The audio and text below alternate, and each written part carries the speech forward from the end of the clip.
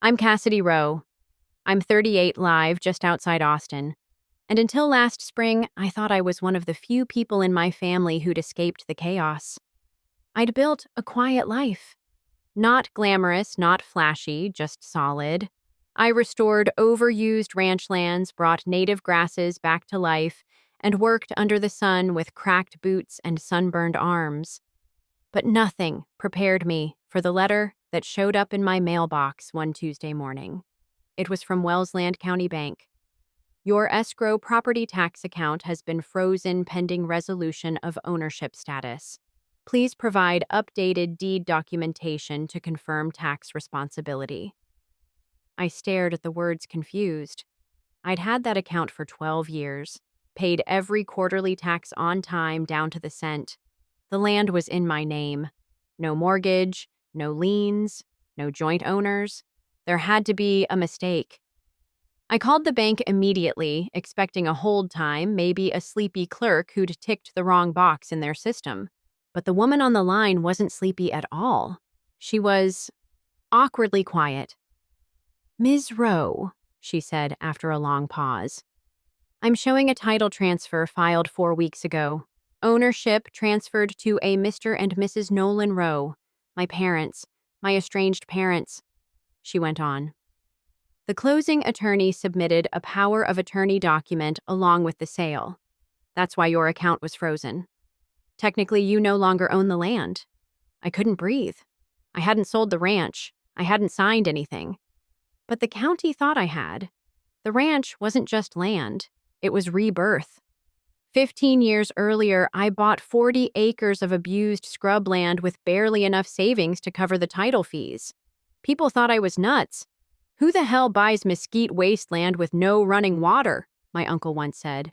But I didn't care. Because I saw something in that dry, cracked earth that no one else did possibility. I slept in a converted trailer for 3 years while I worked double shifts as a soil analyst, then picked up contracts consulting for post-wildfire ecological recovery teams. Every spare dollar went into the land. I repaired the fencing myself, installed drip irrigation systems, hauled boulders in 108-degree heat to control erosion. I learned how to coax native grasses out of dirt that hadn't held a single green shoot in years. I fought off wild pigs, built habitat zones for pollinators, and planted trees one at a time with my bare hands. And slowly, that land responded. It softened. It bloomed. It became more than property, it became a part of me.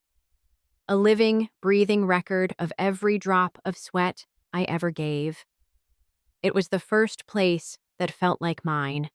Not borrowed, not inherited, not dictated. I named it Sun Hollow Ranch. No one in my family ever came to visit. And honestly, I liked it that way. When I went no contact with my parents 7 years ago, it wasn't over, anything dramatic, not at first. It was small things that built up over decades. My father's constant belittling.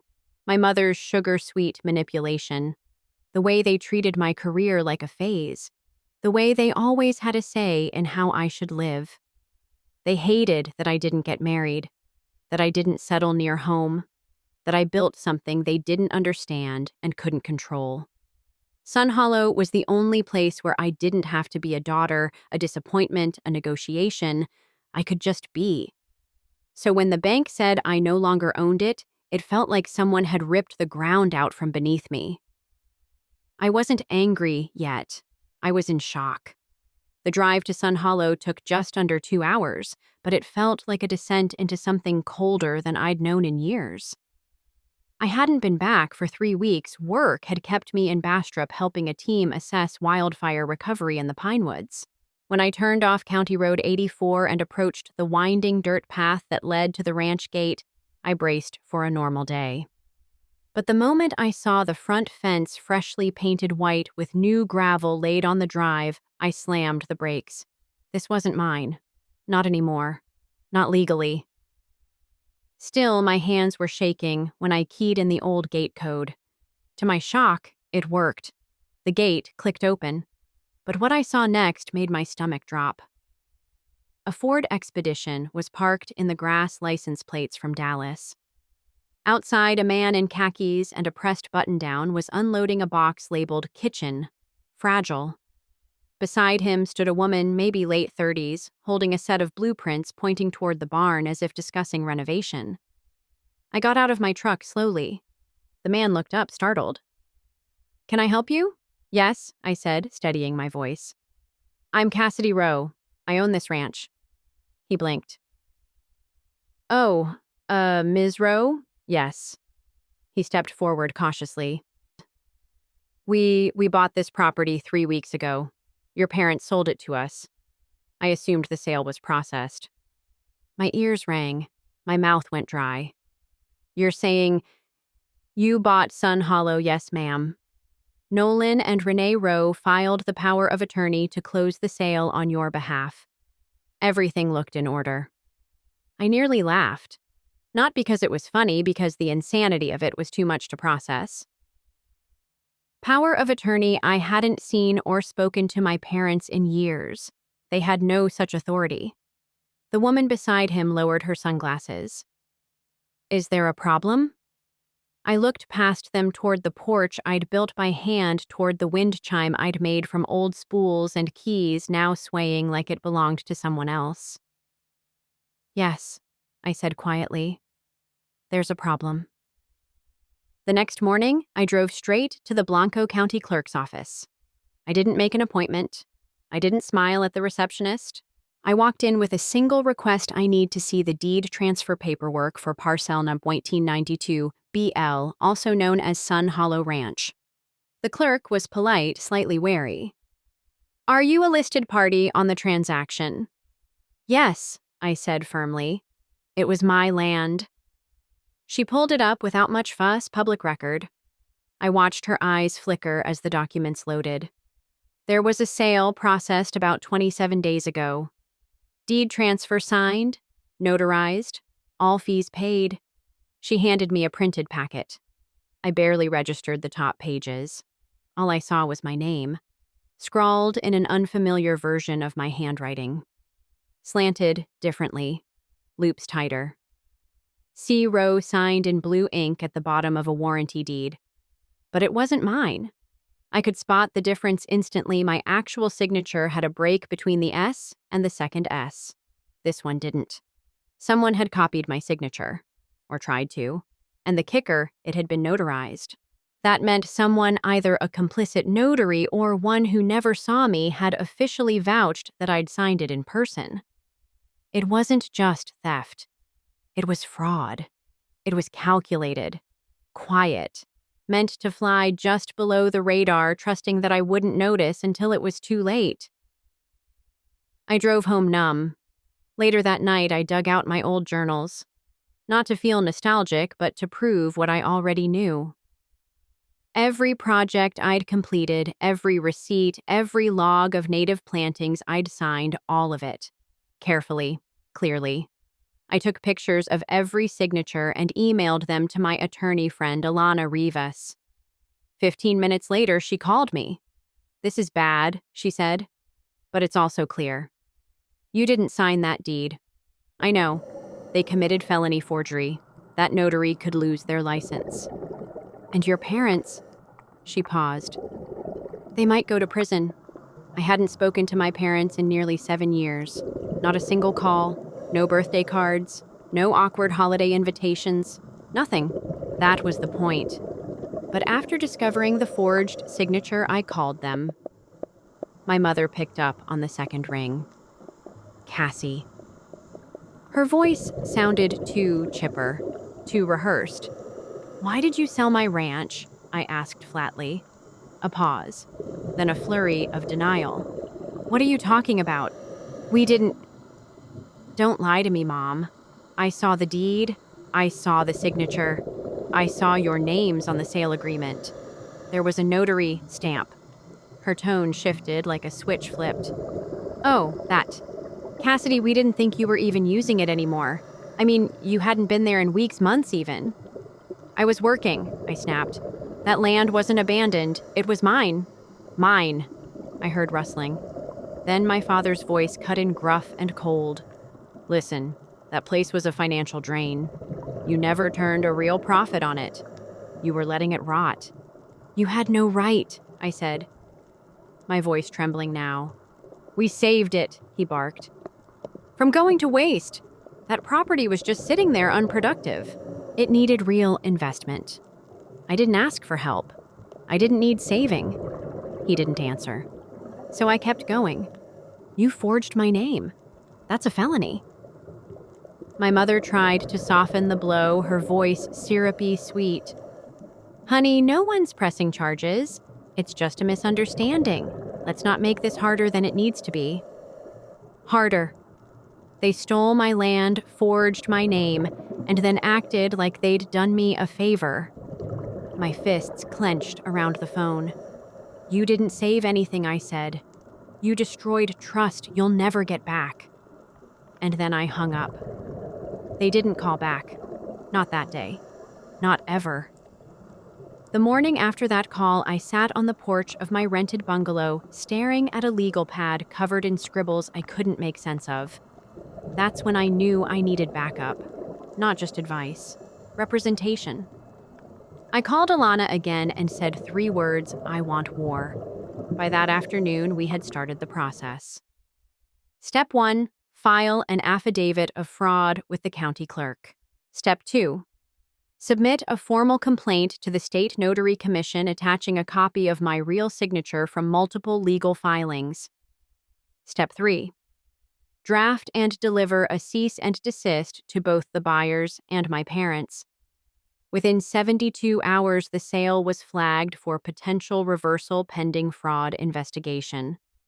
The couple who had moved in were furious, understandably, but now they knew they were victims too. Even they started to distance themselves from my parents. It's like they lied to everyone, the man Chris said when he called me. We were told you gave consent. I'm sorry for what you're going through. I thanked him, even though the sound of his voice still felt like an echo inside my own home. Meanwhile, Alana brought in a title fraud specialist, someone who'd helped unwind illegal transfers for decades. She reviewed the forged deed for less than 5 minutes before saying, this was practiced. They probably rehearsed the signature. This wasn't a one-off. The more we dug, the more calculated it all seemed. The document trail, the fake notary session, the rushed listing through an obscure brokerage. This wasn't desperation. This was a plan. And I was done playing nice. I signed the civil complaint papers that night. Forgery, fraudulent conveyance, intentional infliction of emotional distress. And if the DA picked it up, criminal elder fraud since they'd used a false power of attorney involving an adult child. It was no longer about land. It was about principle, about identity, about not letting silence turn me into a victim twice. The first court appearance was procedural, just a scheduling hearing. But I went anyway. I wanted them to see me. I wore dark denim, a linen blazer, and boots caked with the kind of earth they'd tried to erase. I stood tall in a courtroom that smelled like paper pine cleaner and tension. And when my parents entered, their eyes met mine for only a moment. They looked smaller than I remembered. Tired. Pale. Still, they sat on the defense side with a smugness that made my teeth clench. Their attorney, a polished man with a voice like butter and bad faith, tried to argue that the issue was a private family misunderstanding blown out of proportion.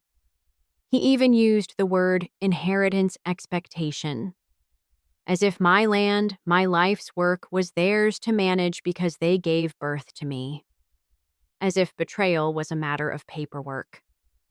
But when the judge asked if I wished to speak before scheduling, I stood up. Your Honor, I said, voice clear, this isn't a misunderstanding. This is fraud. This is theft. My name was stolen and used to sell a property that I built with my bare hands. I turned toward my parents. They didn't do this out of love. They did it because they couldn't stand not having control. because they saw something I created and decided they deserved to take it. My father shifted uncomfortably. My mother's lips tightened. But neither interrupted me. Good, because I wasn't finished. I cut ties with them for a reason. And now they've forced their way back into my life in the most invasive, violating way possible. They didn't just steal land. They stole trust, time, peace. I paused, letting the silence stretch, letting it sting. I'm here because I refuse to let that go unanswered. The judge nodded. Noted, for the record. And just like that, the hearing moved forward. Trial date set, discovery ordered, depositions scheduled. But for me, that day was already a win. Because they'd heard the one thing they never wanted to hear. Me, unapologetic, unafraid, unowned. Discovery began like most legal processes, slow, dry, full of paper. But buried inside a batch of subpoenaed emails from the title company, we found something that made my stomach twist. A mortgage application. In my name. With a signature that matched the forged deed. Except this wasn't for Sun Hollow Ranch. It was for another property now sold 3 towns away. Alana looked up from the file. They used your name again, she said flatly. 2 years ago. I stared at the documents. There was a loan for $84,000 taken out in my name. A lien against a now sold vacant lot. My supposed down payment came from a joint account I never opened. The borrowers, Nolan and Renee Rowe. My parents. I wanted to scream. Instead, I took a deep breath and asked, "What's the statute of limitations on identity theft in Texas?" 7 years, Alana said. You're well within it. That night, I sat on my porch with a flashlight and a stack of old journals trying to figure out how I could have missed this. The answer, of course, was simple. I hadn't been looking. I'd spent so much time staying away from them, protecting my peace, avoiding drama that I never thought they'd weaponize my name while I was gone. They had access to an old copy of my license, my social security number, past utility bills, stuff from before I cut contact. And they used it like it belonged to them, not just to steal a ranch, but to borrow money under my name, flip properties, and cash out. How many lies had they told? How many people had been fooled? How many Cassidys were walking around in their paperwork? I made a decision that night. This wasn't going to be just a civil case anymore. I was calling the DA. Filing a criminal report against your own parents is not something you do without consequences. Even if they deserve it. Even if they earned it. Especially because they're family. But I did it anyway. On a crisp Tuesday morning, I walked into the Blanco County District Attorney's office with a thick folder of evidence copies of the forged documents, notary records, financial statements, email chains, and my own affidavit. The intake officer didn't flinch. In fact, she'd seen worse. But I could tell she wasn't used to hearing I'm reporting my mother and father for identity theft, forgery, and real estate fraud. She raised her eyebrows slightly and said, "We'll escalate this to the Financial Crimes Unit. You'll hear back within 2 weeks." And then she handed me a receipt. Just like that. The backlash came faster than I expected. My cousin Jenna, who I hadn't spoken to in 5 years, left a voicemail calling me heartless. An old neighbor messaged me on Facebook. Family is messy, but suing your own blood. That's low. They didn't know the details. They didn't ask. They just saw the headlines. Local couple faces fraud allegations in property dispute with daughter. But here's the thing about boundaries. Once you build them, everyone who used to benefit from your silence will call them walls. I cried once that week, just once. Then I got back up. I met with the district attorney's investigator, walked them through everything, and even gave them access to a backup drive I'd kept of scanned journals, contracts, and wildlife restoration plans, all with my real signature. At the end of the interview, the investigator looked at me and said, "This isn't just a bad family squabble. This is serious. If this were a stranger, they'd already be in custody. I nodded, but they weren't strangers. They were the people who brought me into this world and tried to erase me from it when they thought I wouldn't fight back.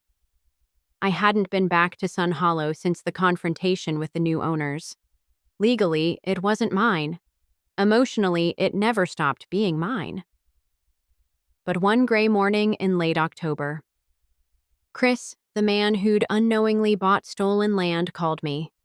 "You should come," he said. "The sale is frozen anyway. We've halted renovations until this is resolved. Honestly, I think this place still feels like it belongs to you." So I drove. The gates still opened with my old code. No one had changed it. Maybe they knew. As I walked past the mesquite trees I'd nursed through 2 droughts, I noticed something strange. The wildflowers were still blooming where I planted them. The bee boxes were still buzzing with life. Even the old windmill, leaning slightly now, sang the same creaky tune in the wind. The land hadn't rejected me. It had waited. I stepped onto the porch, my boots echoing against the wood I had stained myself, and looked out over the pasture. I could still picture every shovel of soil, every ridge I dug, every stone I placed, and to stop the floodwaters from washing the earth away. You don't just build land like that, you become it. The barn still smelled like cedar.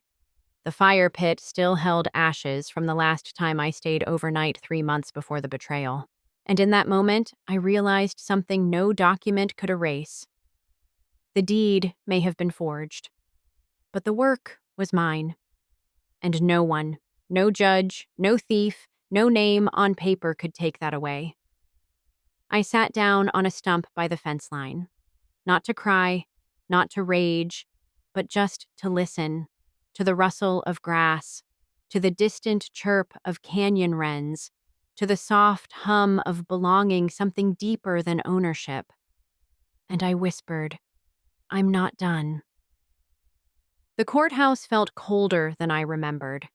Maybe it was the polished marble floors, maybe it was the silence between footsteps, or maybe it was the way my parents avoided looking at me as we took our places at opposite tables. Trial day. The culmination of months of motions discovery and the kind of emotional exhaustion that no one but a survivor of betrayal can understand. But I didn't come here to collapse. I came to win. Our case was clear. Alana opened with precision the forged deed, the falsified notary statement, the unauthorized use of a decades-old photocopy of my driver's license, the secondary mortgage under my name never disclosed, never repaid, and most damning of all, the voice recordings. Because 1 week after I'd filed the criminal complaint, I'd started recording my phone calls with my parents legally with single-party consent in Texas. In one call, my father said, "You weren't even using it. We thought we'd help. You'd never miss it." And my mother, "You always made such a fuss about being independent. Well, now you are. You'll be fine." When the judge listened to the clips, his eyes didn't blink. He leaned forward. "What you did," he said, slowly turning to them, "was not only deceptive, but deliberately manipulative. This wasn't a mistake. It was a calculated breach of trust." My parents shrank in their seats, but I sat taller. Their attorney fumbled with weak rebuttals. She was estranged. There was a family understanding. They didn't believe they were doing harm. The judge cut him off. "Intent is clear through action. And the action here was theft, plain and simple." Then he turned to me. "Ms. Rowe, we will begin discussions for restitution and property reinstatement immediately. I'm also referring the matter to the district attorney for possible criminal charges." For the first time in months, I let myself exhale. I didn't cry. I didn't cheer. I just nodded. Because justice, when it finally arrives, doesn't come loud. It comes cold and clear. 3 weeks after the ruling, I got the final confirmation. Title reinstated.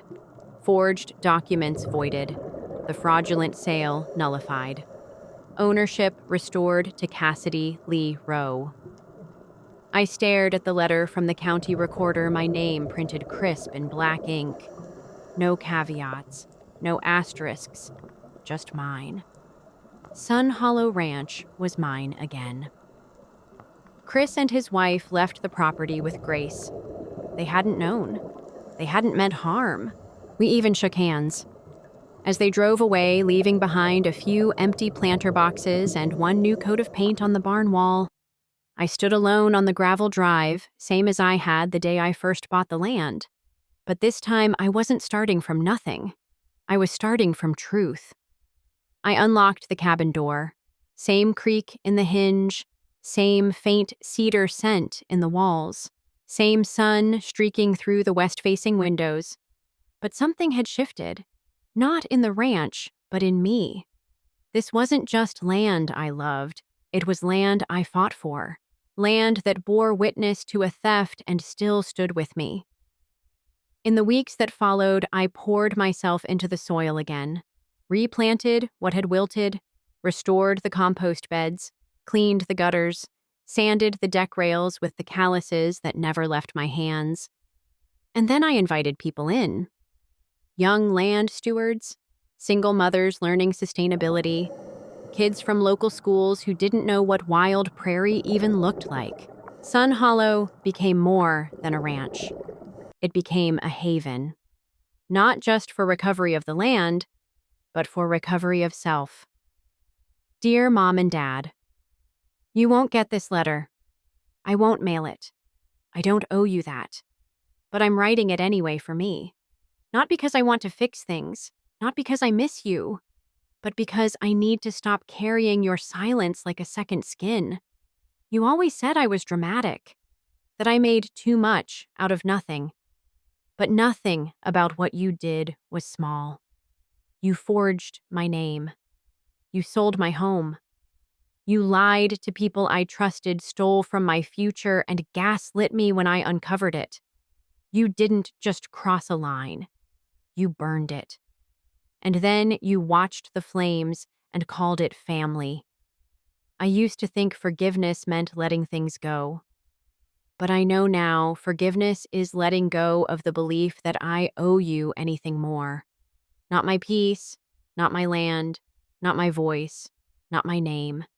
You taught me who not to be, and for that I thank you. From a distance, from safety, from freedom. Cassidy. When I finished writing, I folded the letter and placed it in the old toolbox where I kept broken garden gloves and faded photos. Not to keep it close, but to remind myself that not every story needs a response. Some stories just need to end. Exactly 1 year after the day I found out my ranch had been sold behind my back, I stood under the oak tree by the southern fence line with 20 people I never expected to know. Young veterans, single parents, a foster teen learning to grow herbs, a retired woman who said the land made her knees hurt less. Sun Hollow Ranch had become bigger than me. I didn't just get it back. I gave it back to the people who saw in it what I once saw space to start over. We built a small circle from limestone and wildflowers and called it The Clearing. A space for bonfires, for quiet talks, for stories that had nowhere else to go. That night, we lit the first fire. And as flames flickered against the dusk, someone asked me why I stayed, why I didn't move, sell, or run.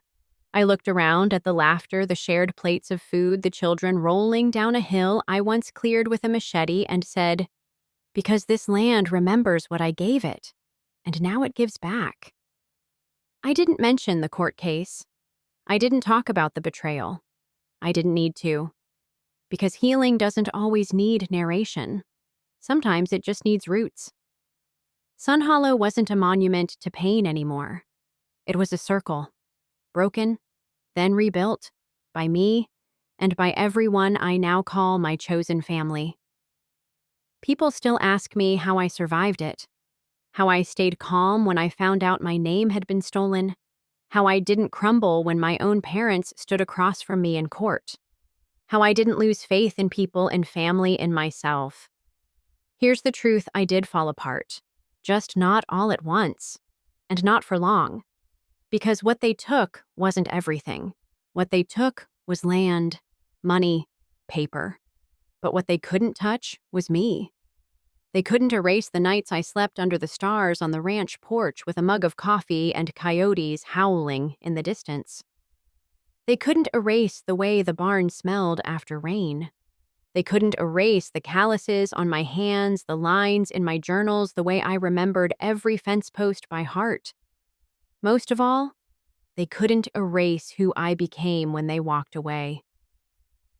I'm Cassidy Rowe. I was betrayed, erased, and underestimated by the very people who were supposed to protect me.